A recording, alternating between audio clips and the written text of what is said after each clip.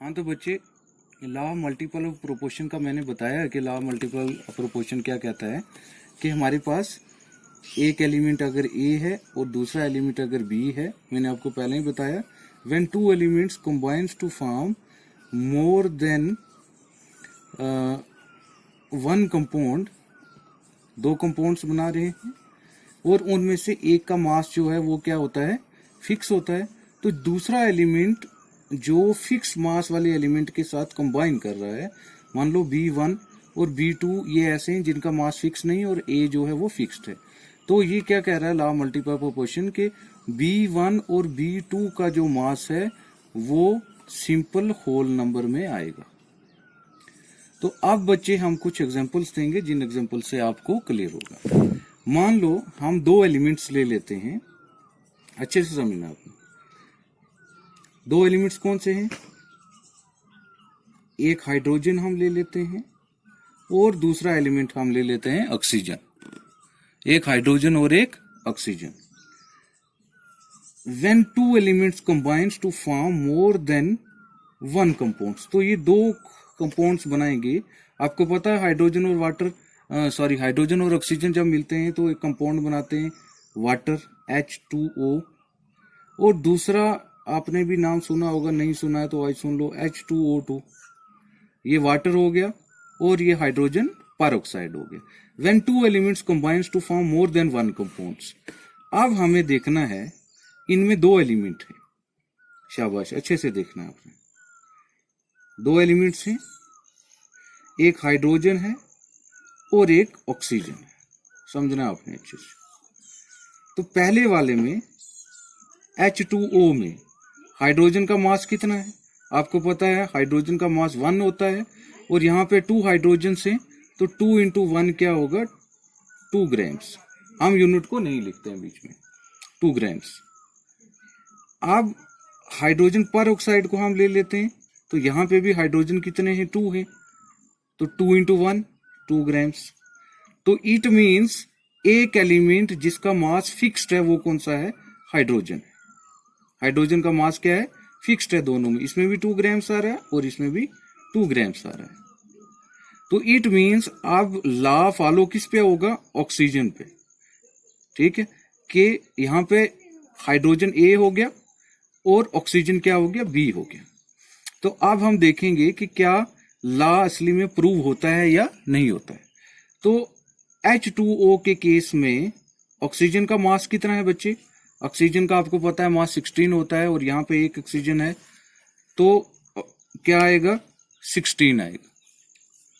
ठीक है, और फिर हम कहाँ आते हैं? H2O2 के केस में। H2O2 के केस में क्या है? ऑक्सीजन कितने यहाँ पे? 2, और एक ऑक्सीजन का मास कितना है? 16, और 2 का कितना हो गया? 32। तो क्या हो गया?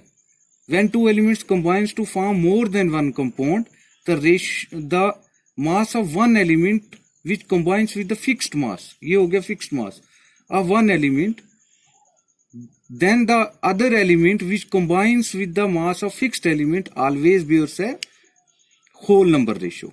तो ये ऑक्सीजन है जो कि फिक्स्ड नहीं है, तो हम ऑक्सीजन का क्या ले लेते हैं? ऑक्सीजन का मास हमारे पास क्या निकला? 16, और ये वाटर के केस में, और H2O2 के केस में क्या निकला? 32। तो अब हम इसका रेशियो निकालेंगे, क्या आएगा? 16 1 the 16 and 16 to the 32। तो हमारे पास क्या रेशियो निकला? 1:2 निकला। तो it is a simple whole number ratio. तो इट मीन्स लॉ यहाँ पे क्या हुआ है? प्रूव हुआ है। सिंपल होल नंबर रेशियो आ रहा है, यहाँ पे फ्रैक्शन में नहीं आ रहा है। दूसरी एग्जांपल हम लेते हैं, बहुत सारी एग्जांपल्स आप ले सकते हो, लेकिन याद रखना है कि उनमें से एक एलिमेंट का मास जो है वो क्या होना चाहिए?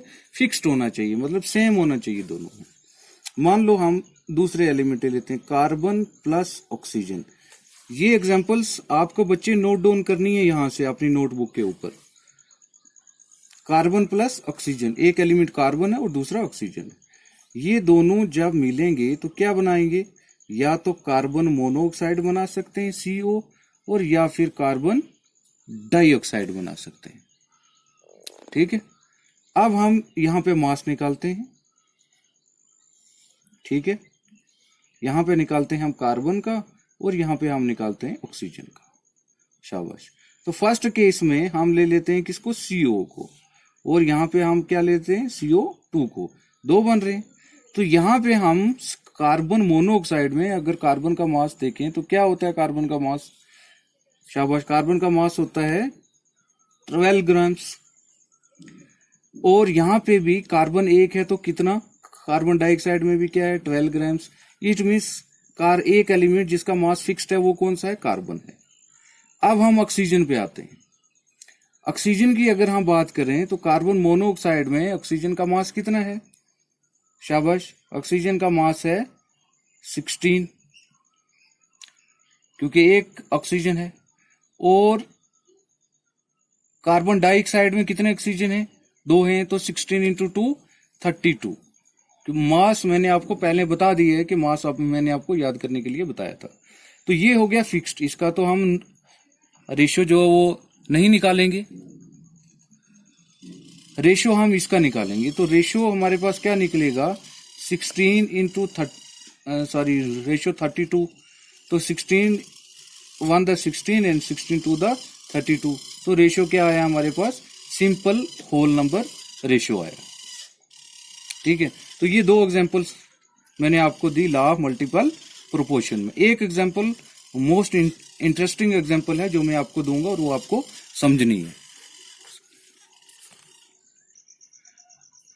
हाँ तो बच्चे, नेक्स्ट एग्जांपल एक और इंटरेस्टिंग एग्जांपल मैं देता हूं जो आपको अपनी नोटबुक में नोट डाउन करनी है। ये एग्जांपल्स, नाइट्रोजन प्लस ऑक्सीजन।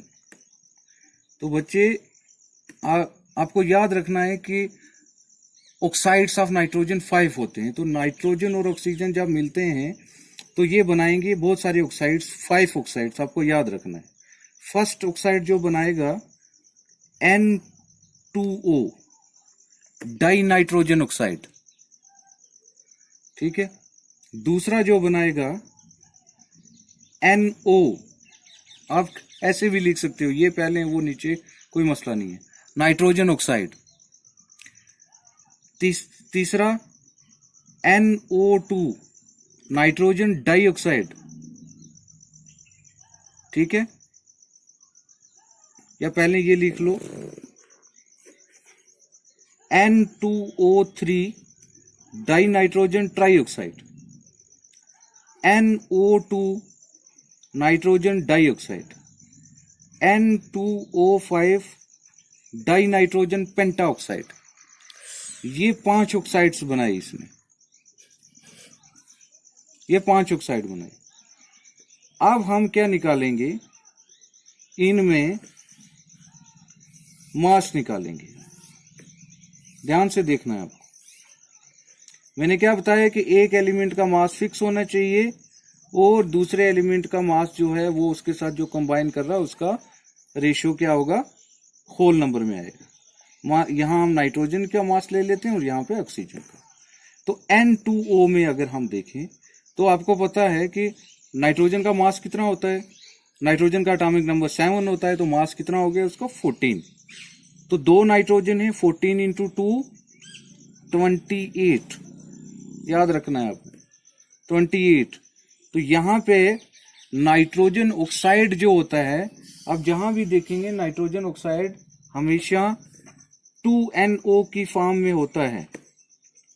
तो यहाँ पे कितने नाइट्रोजन हो गए, नाइट्रोजन, एक नाइट्रोजन का मास 14 और 2 नाइट्रोजन का मास कितना हो गया, कितना हो गया 28। फिर N2O3, डाई नाइट्रोजन ट्राइऑक्साइड, यहां भी नाइट्रोजन 2 हैं तो कितना हो गया, एक का 14 है और 2 का कितना हो गया 28। NO2 को भी बैलेंस करके हम लिखते हैं हमेशा, ये भी 2NO2 की फॉर्म में होता है जब भी आप किसी रिएक्शन में इसको देखोगे। तो यहाँ पे भी नाइट्रोजन कितने हो गए, 2 हो गए, तो कितना हो गया 28। ये आपको नीट के फॉर्म में आता, एग्जाम में आता है, तो आपको समझना अच्छे से।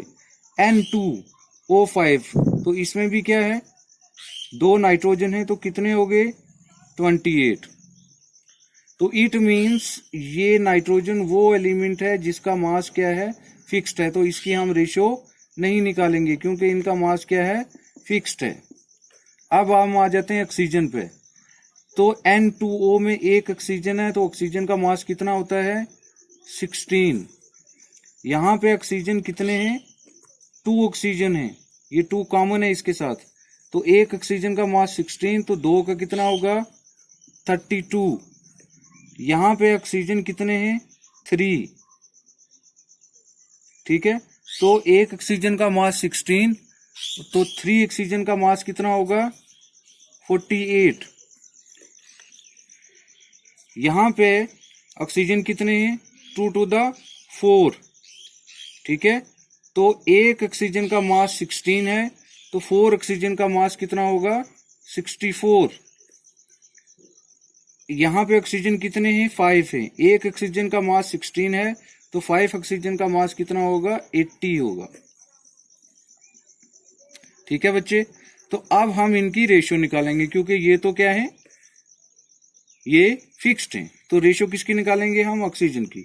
16 रेशो 32 रेशो 48 रेशो 64 रेशो 80। आप इनको कैसे भी लिख सकते हैं, ऊपर नीचे भी लिख सकते हैं, 48 पहले आ सकता है, 64 पहले आ सकता है, कैसे भी लिखो, लेकिन आप देखोगे कि होल नंबर में ही आएगा, वो फ्रैक्शन में नहीं आएगा। लेकिन मैंने आपको सिंपल करने के लिए ये सीरियल में लिखे हैं। तो अब हम इसका जब वो निकालेंगे रेशो, तो 16 1 the 16, 16 2 the 32, 16 3 the 48, 16 4 the 64 and 16 5 the 80।